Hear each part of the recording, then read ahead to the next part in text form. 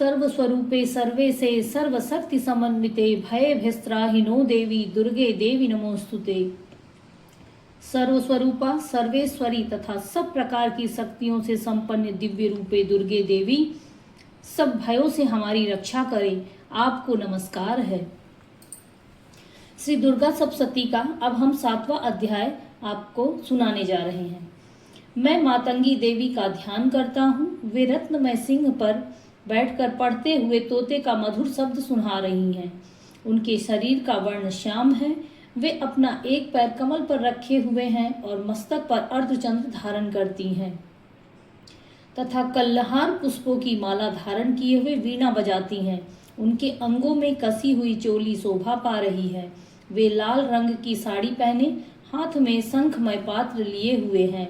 उनके वदन पर मधु का हल्का हल्का सा प्रभाव जान पड़ता है और ललाट में वेदी शोभा दे रही है। ऋषि कहते हैं, तदंतर शुंभ की आज्ञा पाकर वे चंड और मुंड आदि दैत्य चतुरंगी सेना के साथ अस्त्र शस्त्रों से सुसज्जित हो चल दिए। फिर गिरिराज हिमालय के सुवर्णमय ऊंचे शिखर पर पहुंचकर उन्होंने सिंह पर बैठी देवी को देखा। वे मंद मंद मुस्कुरा रही थी।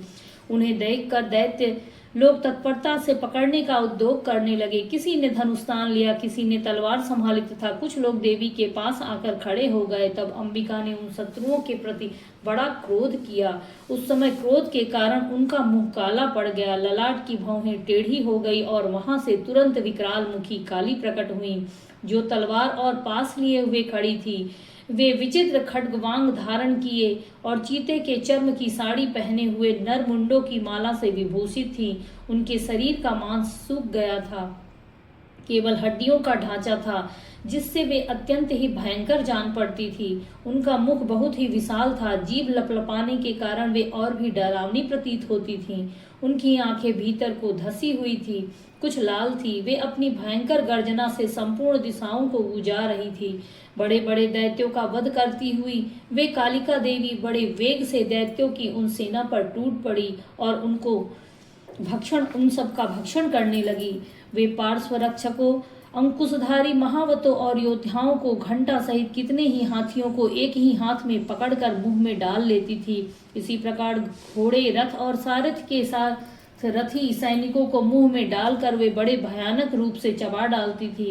किसी के बाल पकड़ लेती, किसी का गला दबा देती, किसी को पैरों से कुचल डालती और किसी को छाती के धक्के मार डालती थी। वे असुरों के छोड़े हुए बड़े बड़े अस्त्र शस्त्र मुंह में पकड़ लेती और रोष में भरकर उनको दांतों से पीस डालती थी। काली ने बलवान एवं दुरात्मा दैत्यों की वह सारी सेना रौंद डाली, खा डाली और कितनों को मार भगाया। कोई तलवार के घाट उतारे गए, कोई खड्गवांग से पीटे गए और कितने ही असुर दांतों के अग्रभाग से कुचले जाकर मृत्यु को प्राप्त हुए।